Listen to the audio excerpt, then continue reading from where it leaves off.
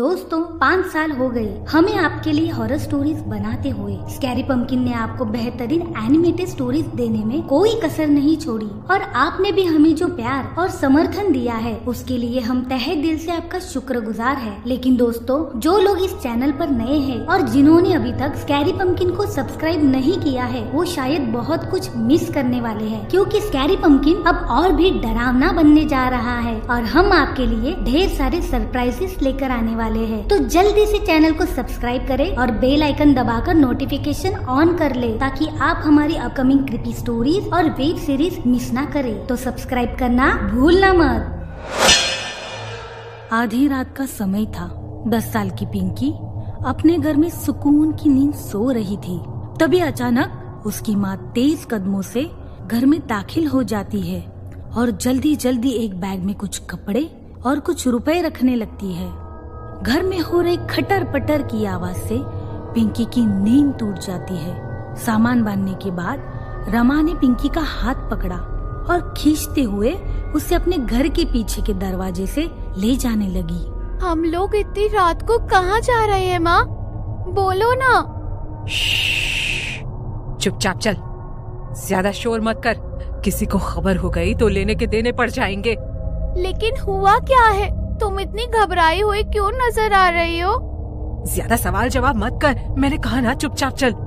हम कहाँ जा रहे हैं, क्यों जा रहे, ये सब समझने की अभी तेरी उम्र नहीं है। और खबरदार, जो आज के बाद इस गांव का नाम अपनी जुबान से निकाला तो हम लोग अब एक नई जगह जाकर रहेंगे, अपनी एक नई जिंदगी शुरू करेंगे, समझ गई? पिंकी को कुछ समझ में नहीं आ रहा था कि आखिर उसकी माँ आधी रात को कहाँ गई थी। वो इतनी घबराई हुई कहाँ से लौटी है। वो अपना घर छोड़कर आखिर क्यों और कहाँ जा रहे हैं। लेकिन माँ के गुस्से में कांपते आवाज को सुनकर पिंकी को इतना समझ में आ गया था कि अब वो इस गांव में कभी लौटकर नहीं आएंगे। 12 साल बाद आज शायद अमावस्या की रात थी। आसमान में रोशनी की एक भी किरण फूटती नजर नहीं आ रही थी। चारों ओर घना अंधेरा और उस अंधेरे में और भी अधिक भयावह लगता ये जंगल किसी भी अकेले इंसान की सांसें थामने के लिए काफी था। आशीष ने अपनी कलाई पर बंधी स्मार्ट वॉच में समय देखा। रात के 2 बज रहे थे। इसका मतलब वो पिछले आधे घंटे से उस जंगल में यहाँ वहाँ दौड़ रहा था, लेकिन उसे वहाँ से बाहर निकलने का कोई रास्ता नहीं सूझ रहा था। अचानक उसे कुछ दूरी पर 2 लाल चमकती आंखें दिखाई देती है। आशीष उन आंखों से जितना दूर भागता मानो वो आंखें उसके और नजदीक आती जा रही थी। दौड़ते दौड़ते आशीष की सांस फूलने लगी थी। तभी सामने के पेड़ के पीछे से एक काला साया आकर उसके सामने खड़ा हो जाता है। वो काला साया धीरे धीरे उसके और नजदीक आ रहा था। जैसे ही वो उसके ठीक सामने आकर खड़ा हुआ, आशीष की धड़कनें मानो थम सी गई। उसके सामने उसका हमशक्ल इंसान खड़ा था जिसने हूबहू उसके जैसे कपड़े पहने हुए थे। उस इंसान की आंखें खून की तरह लाल और बड़े नुकीले पंजे किसी जंगली जानवर के जैसे नजर आ रहे थे। वो हाव भाव से किसी खूंखार जानवर की तरह आशीष को देख गुर्रा रहा था। अपने हमशक्ल को देख आशीष 2 कदम पीछे हट जाता है, लेकिन वो भयानक शक्ल वाला आदमी उसके ऊपर हमला कर देता है और एक ही झटके में उसका हाथ उखाड़कर अलग कर देता है और किसी जानवर की तरह उसे चबाने लगता है। तभी आशीष के मुंह से एक जोरदार चीख निकलती है और वो अपने बिस्तर पर उठकर बैठ जाता है। आशीष पसीने से लथपथ हो गया था। अपने माथे पर आए पसीने को पोंछकर उसने साइड टेबल पर रखा पानी का गिलास उठाया और गटगट करके पीने लगा।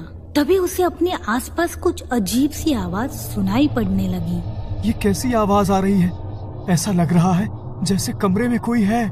आशीष ने नाइट बल्ब की धीमी रोशनी में घबराते हुए कमरे में चारों ओर नजर डाली। कमरे में कोई नहीं था। आशीष को सुनाई दे रही आवाजें अब और भी तेज हो गई थी। उसने बेड के नीचे झांका तो नीचे का नजारा देख उसकी सांसें अटकने लगी। नीचे उसका हमशक्ल एक इंसान का हाथ चबा रहा था। उसके पूरे चेहरे पर खून लगा था और उसकी आंखों से वहशियत टपक रही थी।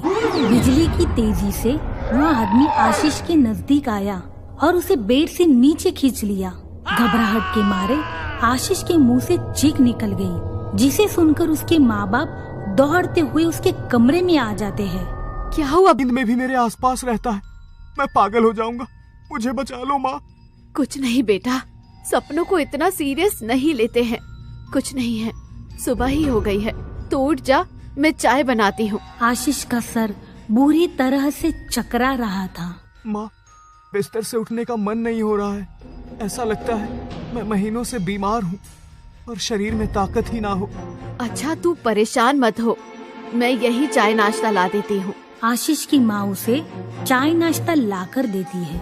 आशीष जैसे ही चाय पीता है उसके पेट में बुरी तरह से ऐंठन शुरू हो जाती है और उसके बाद वो खून की उल्टियाँ करने लगता है। जल्दी से अस्पताल लेकर चलो इसे, समझ नहीं आता हुआ क्या है इसे। ठाकुर अपने बेटे को अस्पताल ले जाता है। सारे टेस्ट होते हैं, लेकिन सभी टेस्ट एकदम क्लियर थे। अंत में हताश होकर ठाकुर उसे वापस घर लेकर आ जाता है। धीरे धीरे दिन गुजर रहे थे और गुजरते दिन के साथ आशीष की हालत बद से बदतर होती जा रही थी। ऐसा नहीं था कि ठाकुर ने अपने बेटे का इलाज कराने की कोशिश नहीं की, लेकिन जाने क्या बात थी, जितना इलाज की कोशिश तेज होती आशीष की हालत उतनी ही बिगड़ती जाती। जो साया आशीष पहले नींद में देख रहा था, अब वो हमशक्ल साया उसे दिन भर अपने आसपास मंडराता हुआ नजर आता। कभी बिस्तर के नीचे, कभी पर्दे के पीछे, हर जगह वो खून की तरह चमकती आंखें उसे ही घूरती रह। सो गए ना तो पूरा साल खराब हो जाएगा।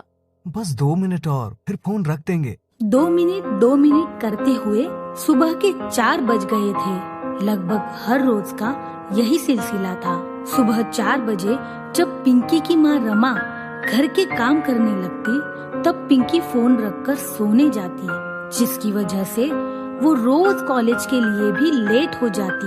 एक दिन आशीष पिंकी को उसके घर छोड़ने जा ही रहा था कि रमा हूँ तेरे पिता के जाने के बाद मैं रुपयों के लिए लोगों की तंत्र मंत्र के माध्यम से मदद करने लगी। ताकत अक्सर इंसान से गलत काम करवा देती है।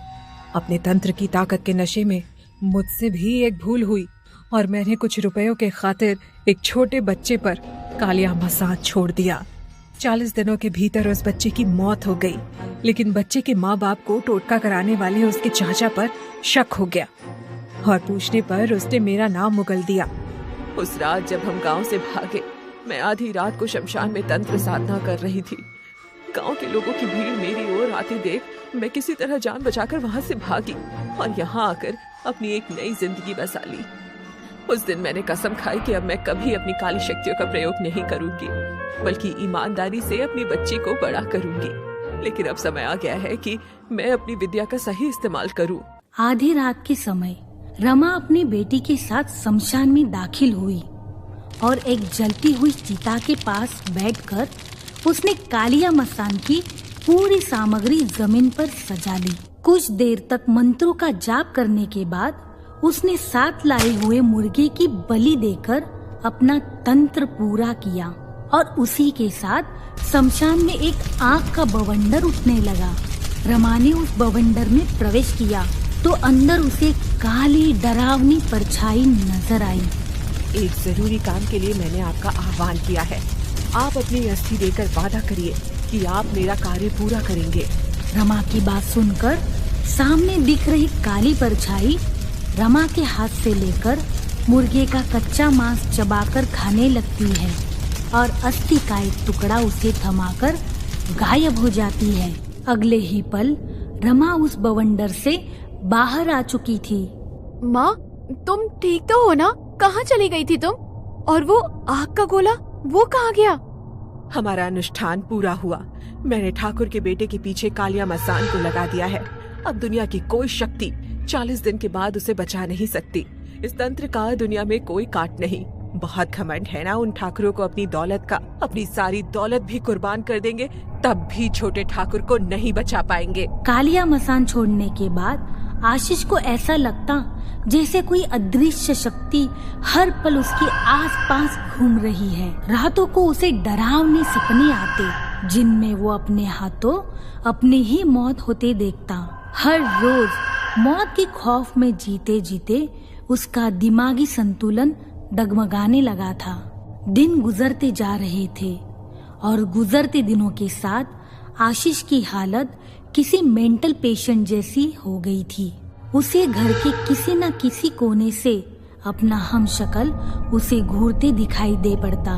चलने के लिए तैयार हो जा, बस अब कुछ दिन और, उसके बाद तुझे मरना होगा। तुम मार क्यों नहीं डालते मुझे? एक ही बार में खत्म कर दो।